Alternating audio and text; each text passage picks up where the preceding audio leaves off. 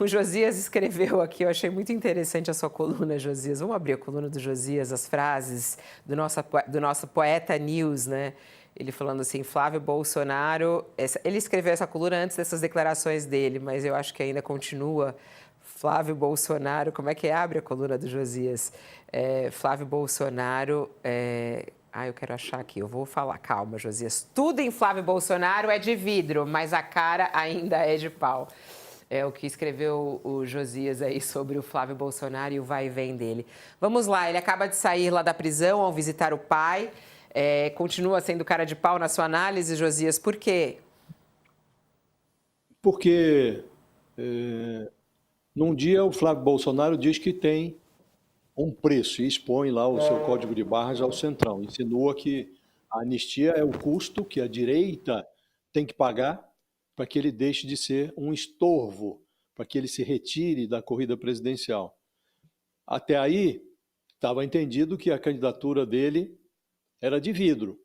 Aí, no outro dia, o Flávio Bolsonaro diz à Folha que a sua candidatura é irreversível, que não está à venda, diz ter os mesmos princípios e o sangue do pai, mas promete que vai ser um Bolsonaro diferente, centrado, equilibrado, com algumas opiniões próprias, e acha que o sobrenome é uma vantagem sobre o Tarcísio de Freitas, que não vai, nas palavras dele, não vai ousar disputar, entrar na disputa junto com ele, porque ele não é ignorante. Aí, a essa altura, Fabiola, entre o Flávio de domingo e o Flávio de segunda-feira, aí, de fato, ficou entendido que não é apenas a candidatura do filho do Bolsonaro que é de vidro. O Flávio Bolsonaro tem um telhado de vidro, não é de hoje, o discurso dele passou a ser de vidro, a camisa é de vidro, a calça é de vidro, tudo, de fato, é de vidro no Flávio Bolsonaro, exceto a cara, que é de pau. Né? E horas depois de falar à Folha, o Flávio ofereceu um jantar em casa para o Ciro Nogueira, o Antônio Rueda, o Valdemar Costa Neto, afora o Valdemar, que está acorrentado ao bolsonarismo, porque interessa a ele, quer fazer grandes bancadas no Congresso Nacional, o Ciro Nogueira e o Antônio Rueda já começaram a migrar nos bastidores do Tarcísio de Freitas, que está hesitante, para o Ratinho Júnior, que não tem tanto apego ao Bolsonaro, embora também seja elogioso em relação a ele. Aí, a certa altura, a Folha perguntou ao Flávio, e se o Centrão não apoiar? Aí ele disse, aí eu vou de povo, eu vou com o povo. Em 2022, o povo mandou o Bolsonaro para casa mais cedo. Em 2024, o povo derrotou a maioria dos candidatos apoiados pelo Bolsonaro nas eleições municipais. E segundo o Datafolha, se 2026 fosse hoje, o povo daria a vitória a Lula com 15 pontos de vantagem sobre o Flávio Bolsonaro. Então, tem duas alternativas para ele, Fabiola. Ou o filho do Bolsonaro desiste, ou ele muda o grito de guerra. Em vez de gritar fora Lula, ele começa a gritar fora povo, porque a fórmula dele não está ornando com a realidade. Vamos lá, ele que saiu agora lá da prisão do pai, né, e trouxe essas declarações. Até queria ressaltar aqui, porque o áudio, ele veio, mas veio um pouquinho embolado, não sei se o pessoal de casa aqui ouviu certinho, mas ele diz assim, olha, então, a gente vê que já existem pesquisas, não tenho nenhuma vinculação com esse primeiro instituto que fez. Aí ele fala aqui das pesquisas, de como ele está bem em alguns tipos de pesquisas, e aí ele fala assim, agora foi o presidente Bolsonaro que deu esse norte, né?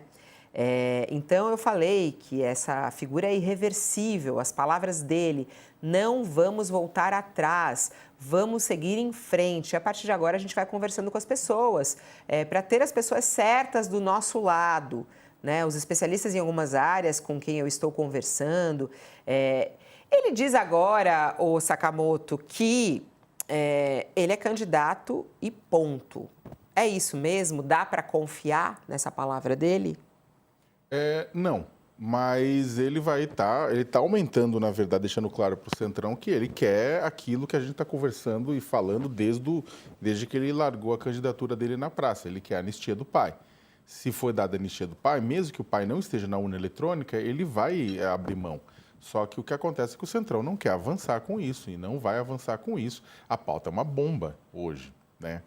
Então, ele está sequestrando, né? O Centrão está sequestrando a Faria Lima. A gente fala de Centrão, mas a Faria Lima também está lá. A Faria Lima tem calafrios de prazer quando vê o nome do Tarcísio em evidência, né? Ela quer também o Tarcísio, né?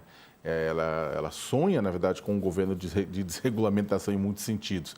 Então, o Centrão e a Faria Lima querem o Tarcísio e o Centrão tem no nome do Tarcísio a maior possibilidade, de fato, de estar no poder, sem intermediários e sem conexões, né? E o que acontece é que, ao mesmo tempo, os Bolsonaro perceberam que tem cheiro de queimado, né? Que uma vez o Tarcísio eleito, uma vez que o processo for colocado em curso, dificilmente lá na frente alguém de fato vai. Porque o Tarcísio pode até dar um indulto, o STF dá uma banana e segue o jogo, né? Eu não acho que o Tarcísio vai brigar com unhas e dentes com o STF logo no início do governo para liberar o Bolsonaro. Vai falar, olha, lamento, eu tentei. Né, vai criar alguma rusga e indicar outras pessoas talvez mais simpáticas, mas o Bolsonaro vai passar um bom tempo na cadeia enquanto isso. O Flávio está querendo aumentar o preço disso, está querendo deixar claro, olha, eu não vou desistir, eu não vou desistir, eu não vou desistir. Aí o Centrão fala, então vamos de Ratinho Júnior. Gente, com todo respeito ao governador Ratinho Júnior, mas o governador Ratinho Júnior não vai ter tanto voto quanto o nome indicado pelos Bolsonaro.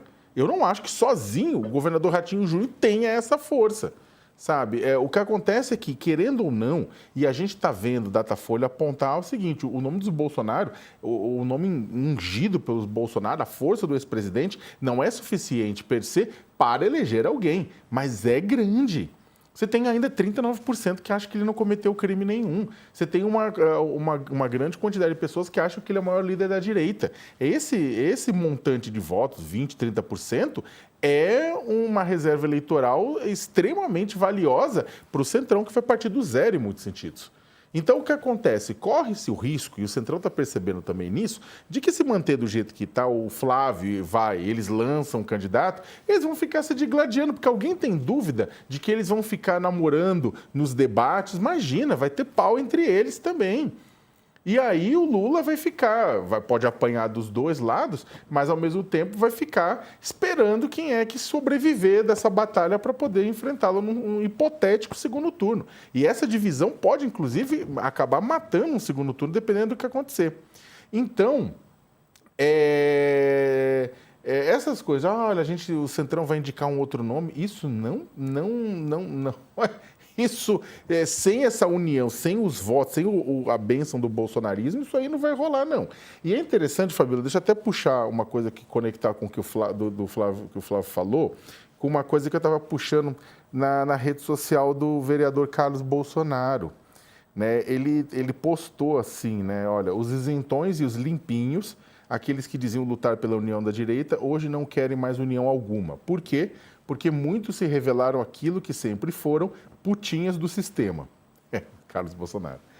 Estão mais uma vez sendo desmascarados e ainda haverá mais revelações. O tempo mostra quem está do lado da verdade, quem apenas representar o papel conveniente. Na minha avaliação, o que o vereador está falando? As pessoas querem o bolsonarismo, mas não querem, entre aspas, se sujar. Sabe, eles querem que o Bolsonaro apoie, transfira votos, mas eles não querem se sujar o quê? Lutando pela liberdade do Bolsonaro, lutando por um perdão, por uma anistia, quem quer que seja, lutando para que o Bolsonaro saia da cadeia. Então, e aí ele fala, olha, é isso, né? E aí ataca o pessoal que está. E nesse ponto o Carlos Bolsonaro tem uma razão. E termino com isso, né? O Carlos Bolsonaro tem um ponto. Se as pessoas querem realmente o voto do Bolsonaro, vão ter que se ajoelhar em algum termo, em algum ponto, aos termos da família. Eu estou defendendo isso, mas é claro que não. Quem está acompanhando as últimas 500 temporadas dessa pornochanchada chamada Brasil, sabe que eu não concordo com nada da família Bolsonaro com relação à questão do jeito de eles fazerem política. Mas eles têm um ponto. Não adianta o Centrão, neste momento, ficar de virgem vestal da humanidade, sendo que tem passado, né, tem um futuro também complicado já colocado, e está querendo o Bolsonaro só para dar amém. Então o Flávio sabe disso. Fala, olha, se vocês não quiserem, a gente leva os nossos votos para outro lugar. Só que para vocês terem os nossos votos, vocês vão ter que rir. Se quiser rir, vai ter que dar um faz-me rir. E esse faz-me rir é a anistia. Ó, daqui a pouquinho a gente volta a falar sobre essa candidatura, inclusive com as falas do Tarcísio de Freitas, que ontem se pronunciou sobre isso. Mas, antes, mais uma declaração do Flávio Bolsonaro, feita agora pela manhã, ao sair lá da sede da Polícia Federal, onde foi visitar o pai. Ele disse que a defesa de Bolsonaro vai tentar a prisão domiciliar mais uma vez. Vamos assistir. Comuniquei a ele que a defesa dele vai protocolar hoje o pedido de domiciliar humanitária, com todo o embasamento técnico, e que eu acho que tem tudo para, se houver um mínimo de consenso de humanidade, o presidente Bolsonaro ser transferido de volta para sua casa, que é o que eu espero, e rogo a Deus aí que aconteça. Expliquei para ele um pouquinho, atualizei do que está acontecendo aqui fora. Já é hora, Josias, de uma prisão domiciliar humanitária. Daqui a pouquinho a gente vai ter Walter Mairovich para analisar isso para a gente do ponto de vista jurídico, do ponto de vista aí político, pelo que você tem acompanhado. Eles falam muito sobre o estado de saúde de Bolsonaro, de como ele está debilitado, inclusive, desde a facada que ele tomou em 2018, e isso ainda tem consequências na saúde dele. Você acha que é o caso realmente de uma prisão domiciliar? Não me parece demonstrado ainda, Fabiola. Pode até vir a ser, se isso ficar demonstrado, mas, por hora, o Bolsonaro se mostra bem assistido nas dependências da Polícia Federal.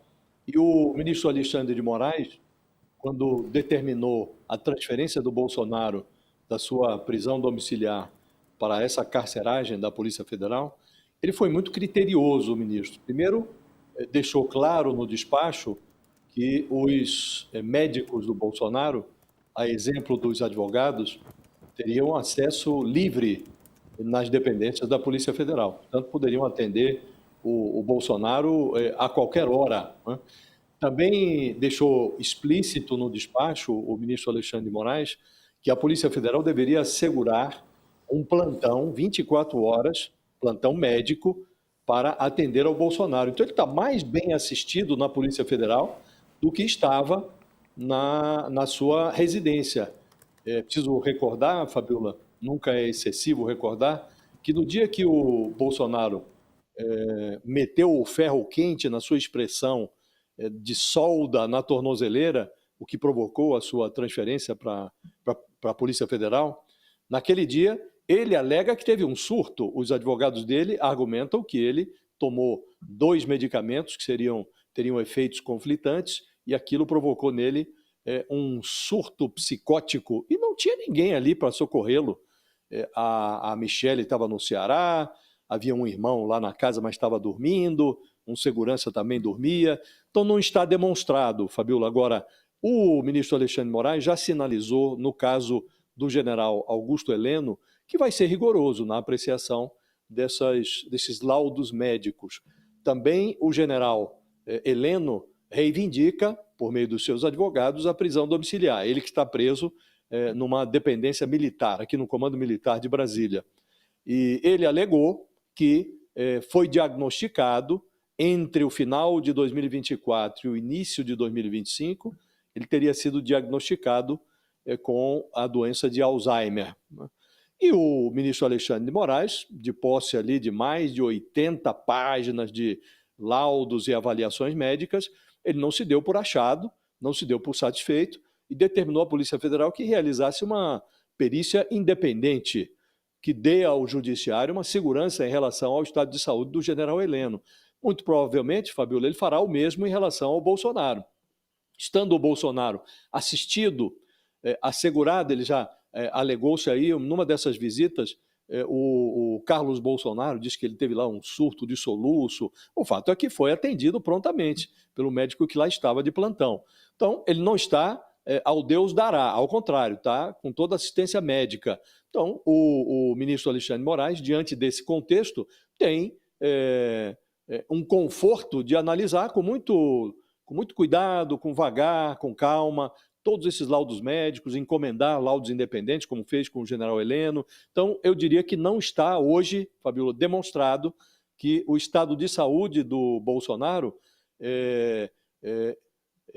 indica a imperiosidade da transferência dele para casa. Se ele estivesse na penitenciária da Papuda, como receavam os seus familiares e ele próprio, a discussão seria outra. Ele está nas dependências da Polícia Federal, numa acomodação individual, recém-reformada, está lá com televisão, ar-condicionado, frigobar. Não me parece que seja urgente esse envio do Bolsonaro para casa, não. É preciso analisar isso com muito cuidado para não dar a quem não merece esse tratamento humanitário. Não está sendo desumano o tratamento que o Bolsonaro recebe na Polícia Federal. Ao contrário, tem muito mais dignidade do que ele desejava para os presos no Brasil quando fazia declarações afrontosas sobre direitos humanos na presidência da República.